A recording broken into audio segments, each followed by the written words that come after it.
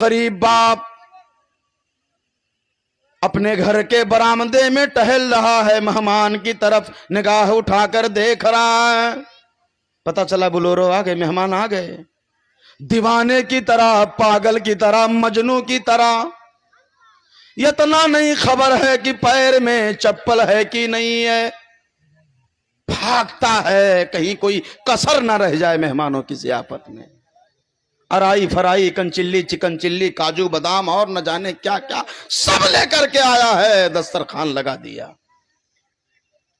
سارے مہمان بیٹھ گئے، کھان پان ہو گیا، پانی پی لیے، کاجو کھا لیے، منکا کھا لیے، استا پستا کھا لیے، اب لکڑی لے کر کے دانت کھودتے ہوئے حاجی صاحب مخاطب ہوئے،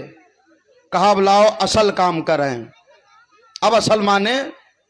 اب اصل کام آؤ کریں، اصل کام کیا کرنا ہے؟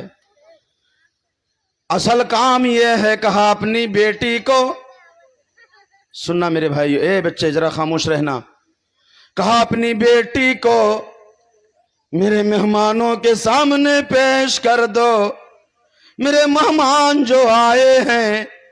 ہماری بہو کو پسند کریں گے، آپ کی بچی کو دیکھیں گے، اللہ کی قسم پوچھو اس باپ سے جس کے آنگن میں زینب ہے، جس کے آنگن میں مریم ہے، جس کے آنگن میں رقیہ ہے، وہ یہی دعا کرتا ہے، اے میرے پروردگار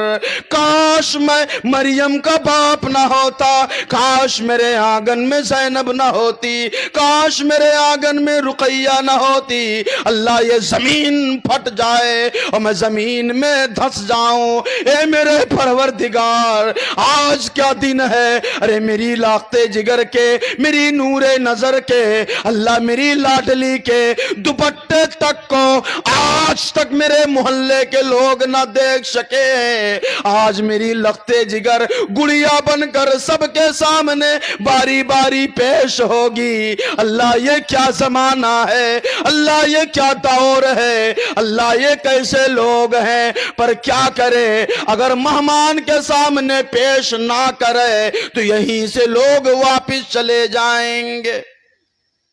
باری باری سب کے سامنے باپ بیٹھا ہے، وہ دیکھ رہا ہے جس کو دیکھنے کی اجازت اسلام میں نہیں ہے، وہ پھٹی آنکھوں سے دیکھ رہا ہے جسے دیکھنے کی اجازت کملی والے نے نہ دیا ہے، وہ دیکھ رہا ہے جسے دیکھنے کی اجازت اللہ کے قرآن میں موجود نہیں ہے، باری باری 17 مرد پھٹی آنکھوں سے اس لختے جگر کو جو اللہ کا قرآن پڑھ کر آئی ہے، رسول کی حدیث پڑھ کے آئی ہے، ہمارے رسول کے سنت کا زیور اپنے سینے سے لگا کے آئی ہے، وہ کھڑی ہے، باری باری سب دیکھ رہے ہیں، اللہ والو پھر کیا ہوا، کہا اب آگے بڑھو، یک پڑاؤ ختم ہوا، اب آگے چلو دوسرے پڑاؤ میں قدم رکھو، یہ مردوں کا تو معاملہ ہوا، اب اگواں چلو، اگواں وہاں جو جج بیٹھے ہیں، جج کے ہیں، خواتین بیٹھی ہیں، ہم لوگوں کے علاقے میں ایسا نہیں کہ غیر محرم لڑکی کو دیکھے صرف خواتین دیکھتے ہیں، اللہ حفاظت کرے، اللہ حفاظت کرے، اگر ایسا ہے جو شیخ بتا رہے ہیں کہ غیر محرم مرد یہاں بچیوں کو نہیں دیکھتے ہیں، ایسا ہے ماشاءاللہ؟ جو لوگ جاتے ہیں سب نہیں دیکھتے ماشاءاللہ؟ اگر ایسا ہے تو الحمدللہ الحمدللہ۔ اب یہاں عورتوں کا معاملہ دیکھیے، اللہ حفاظت کرے ہماری بہنوں کی، عورتوں کا معاملہ یہ ہے، اللہ اکبر اللہ اکبر، ایسی بھی خبریں آئی ہیں کہ بعض بچیوں کے کپڑے تک اٹھا کر کے دیکھا جاتا ہے، بعض بچیوں کو چلا کر کے، بعض بچیوں کے ساتھ کیا کیا، اللہ حفاظت کرے ہماری قوم کی بیٹیوں کی۔ میری ماؤں اندازہ لگاؤ کہ آپ کے آنگن میں بچیاں نہیں ہیں، آپ کے گھر میں بیٹیاں نہیں ہیں، جو اس طرح سے ایسا لگتا ہے کہ قربانی بدیا خریدے آئے ہو، کہیں کان نہ کٹا ہو، کہیں سینگ نہ ٹوٹا ہو، کہیں کوئی آئے، اس طرح سے لوگ اللہ حفاظت کرے، اللہ حفاظت کرے، کیا کیا کرتے ہیں، اور دیکھو کچھ نہ ملا تو یہ کہہ کر کے چلے آئے کہ سب کچھ ٹھیک ہے لیکن تنک بھر چھوٹ ہے، سب کچھ ٹھیک ہے لیکن تنک بھر چھوٹ ہے، ہائٹ ذرا کم ہے باقی سارا معاملہ ہے. دانت کھودتے ہوئے بلورو میں سوار ہو گئے اور اتنا کہہ کر کے واپس چلے آئے. آپ نے یہ پلٹ کر نہیں دیکھے کہ بنت ہوا چیختی رہی, بنت ہوا پکارتی رہی, وہ مریم بہن چلاتی رہی, اے جانے والو ذرا ٹھہر جاؤ, ارے جانے سے پہلے میرا گناہ تو بتا دو, جانے سے پہلے میرا جرم تو بتا دو. کیا میری خطا یہ ہے کہ میں چھوٹی ہوں, یا میرا گناہ یہ ہے کہ میں ساملی ہوں؟ ارے ذرا ٹھہر جاؤ, جانے سے پہلے ہمارا جرم بتا دو. کیا کرے وہ بچی جو غریب آنگن میں پلی ہے, غریب باپ کی لاڈلی ہے. آنے والے 17 مرد اور 13 عورتیں, اور اس دسترخوان پہ جتنے سامان تھے سب کھا پی کر کے سب چلے گئے. اللہ والو, اب وہ بچی کیا کرے؟ بوڑھے باپ کو دیکھ رہی ہے, جو 2 سال کے بعد اس بچی کا کسی طرح سے جیسے تیسے رشتہ لگا تھا. اب اتنا کہہ کر کے واپس چلے گئے. اب وہ دیکھتی ہے اپنے بوڑھے باپ کو, میرے بوڑھے باپ کی عمر ہی کیا بچی ہے, میرا بوڑھا باپ بیمار بھی ہے, میرے بوڑھے باپ کا دوڑ کر کے حالت خراب ہو گیا ہے. وہ سوچتی ہے جینے سے بہتر ہے. آگے کا جملہ آپ کہہ لو. ایسی خبریں آتی ہیں, کمرے میں جاتی ہے, پنکھے سے لٹک کر کے اپنی جان دے دیتی ہے. اس کا ذمہ دار کون ہے؟ ارے جاہلانہ روایت کی دہلیج پر مادر ہند کی بیٹیاں جل گئیں, شعلہ ظلم سے بستیاں جل گئیں. معذرت کے ساتھ 2 منٹ میں اور لے رہا ہوں, میرا وقت چونکہ ختم ہو گیا, بس ایک حدیث سنا کر کے بات کو ختم کر دے رہا ہوں. اسی موضوع کا ایک آخری کڑی اور آخری بات کہہ کر کے بات کو ختم کر رہا ہوں. کسی طرح سے جیسے تیسے معاملہ اگر سیٹ بھی ہو جاتا ہے, چلو بات بن گئی, 2 سال 2.5 سال میں معاملہ ہو گیا. اب دیکھو,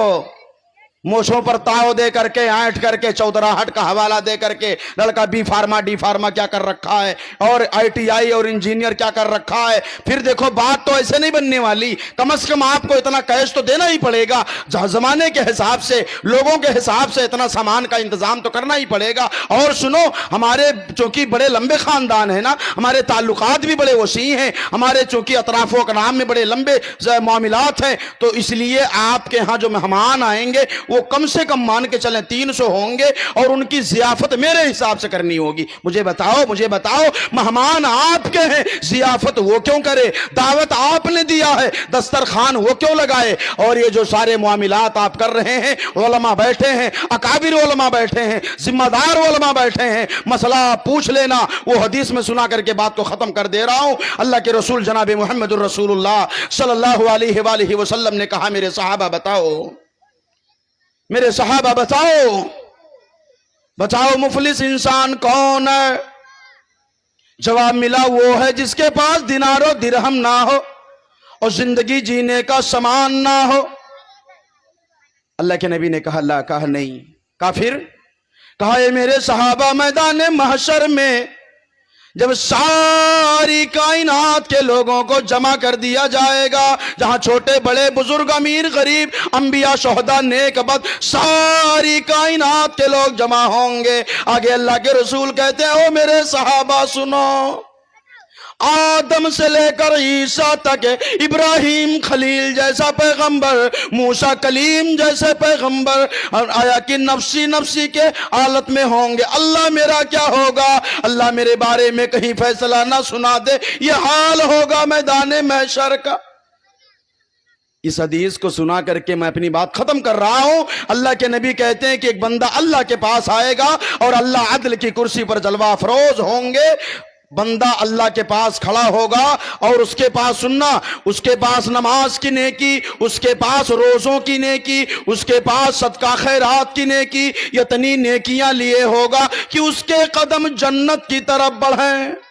اتنی نیکیاں اس کے پاس ہیں.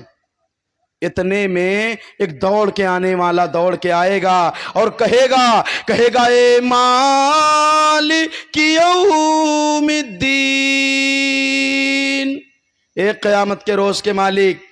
یہ جو اپنے نماز کا حوالہ دے رہے ہیں، روزوں کا حوالہ دے رہے ہیں، صدقہ خیرات کا حوالہ دے رہے ہیں، اللہ دنیا میں ہمارا معاملہ ہے، اللہ یہ ہمارے اوپر ظلم کیے تھے، ہمارے اوپر تہمت لگائے تھے، اللہ یہ بے ایمانی کیے تھے، اللہ دنیا میں ہمارا زمین جائیداد ہڑپ لیے تھے، اللہ تو عدل کر دے، انصاف کر دے، آج تیری عدالت ہے، دنیا میں ہم غریب تھے، کمزور تھے، اللہ ہماری سننے والا کوئی نہیں تھا، اللہ تو عدل کر، انصاف کر۔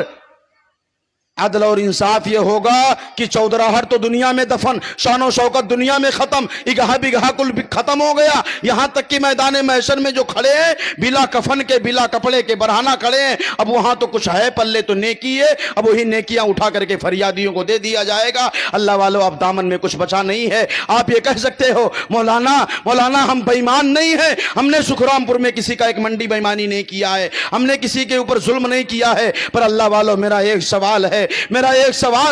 اگر میدان محشر میں ہم کھڑے ہوں اور ہمارے خلاف FIR کرنے والا، فریاد کرنے والا اللہ کی عدالت میں سکھرام پور کا پڑوسی نہ ہو، میرے اپنے بھائی بندھو نہ ہو، اگر میرے آپ کے سگ سمدھی آ کر کے میرے آپ کے گریبان کو پکڑ لیں، اللہ میری زمین کو بچانے والا، در در بھیک مانگنے پر مجبور کرنے والا، اللہ بیاض پر گاڑی خرید کر دینے کے لیے مجبور کرنے والا کوئی اور نہیں ہے، یہ میرا سمدھی ہے، جہاں میں نے اپنی لخت جگر کو بیاہا تھا، جہاں میں نے اپنی بیٹی کو دیا تھا، پوچھ لیں ان سے دنیا میں کس بات کی سزا یہ ہم کو دیے تھے، ہمارے رگوں کا ایک ایک قطرہ خون نچوڑ لیے تھے، اللہ ہماری زمین تک گروی رکھوا دیے تھے، در در بھیک مانگنے پر مجبور کر دیے تھے، پوچھ ان سے ہمارا گناہ کیا تھا، ہمارا جرم کیا تھا، کیا زینب میرے آنگن میں تھی، رقیہ میرے آنگن میں تھی، یہ میرا گناہ تھا، اللہ والو کیا جواب ہوگا آپ کے پاس، سوال خود تلاش لینا،